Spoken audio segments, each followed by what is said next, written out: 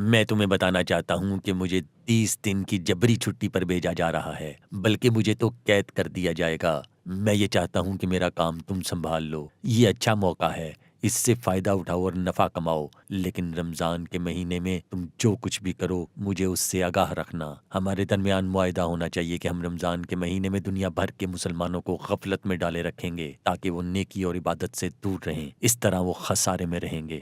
ضرور ضرور جناب، میں اس معاہدے پر قائم ہوں، بلکہ آپ کی توقع سے بڑھ کر کام کروں گا۔ تم کیا کرو گے؟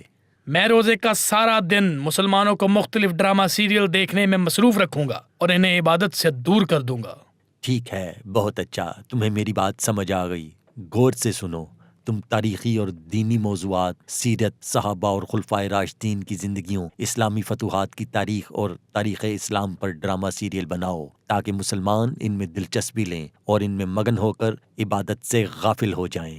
آپ فکر نہ کریں، ہم نے اس طرح کے سینکڑوں کام کر لیے ہیں۔ ہم انہیں کھانے پکانے کی ترکیبیں، مزاحیہ خاکے، موسیقی کے پروگرام، نغمے، مختلف قسم کے مقابلے اور دیگر پروگرام دکھائیں گے۔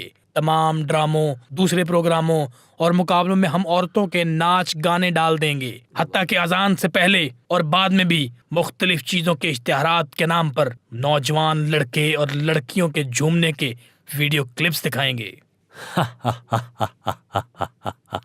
میں چاہتا ہوں مسلمان غفلت میں ڈوبے رہیں، غفلت میں ڈوبے رہیں۔ اس خاندان کو تو دیکھو، افطاری سے پہلے کا وقت ہے جو دعا کی قبولیت کی گھڑی ہے، مگر یہ لوگ خراٹے مار رہے ہیں۔ افطاری کے بعد تراویح کے بجائے ٹیلی ویژن دیکھتے رہتے ہیں۔ اس طرح سحری کا وقت ہو جاتا ہے جو عبادت اور دعا کی قبولیت کا وقت ہے، مگر یہ سحری ٹرانسمیشن دیکھتے رہتے ہیں۔ ہر گھر میں یہی حال ہونا چاہیے۔ میں چاہتا ہوں کہ مسلمان غفلت میں ڈوبے رہیں، غفلت میں ڈوبے رہیں۔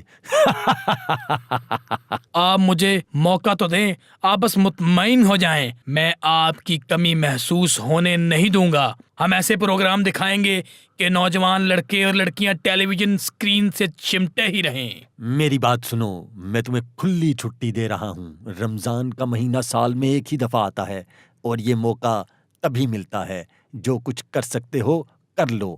دیکھو، میں نے مسلمانوں کو قرآن کریم سے دور کر کے انہیں سوشل میڈیا پر الجھا دیا ہے۔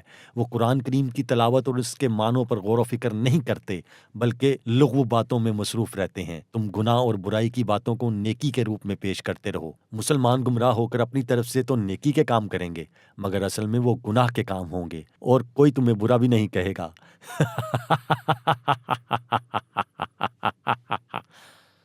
جب حساب کتاب کا فیصلہ ہو چکے گا تو شیطان کہے گا جو وعدہ خدا نے تم سے کیا تھا وہ تو سچا تھا، اور جو وعدہ میں نے تم سے کیا تھا وہ جھوٹا تھا، اور میرا تم پر کسی طرح کا زور نہیں تھا۔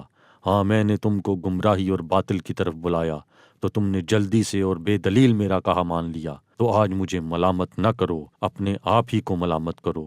نہ میں تمہاری فریاد رسی کر سکتا ہوں اور نہ تم میری فریاد رسی کر سکتے ہو۔ میں اس بات سے انکار کرتا ہوں کہ تم پہلے مجھے شریک بناتے تھے۔ بے شک جو ظالم ہیں ان کے لیے درد دینے والا عذاب ہے۔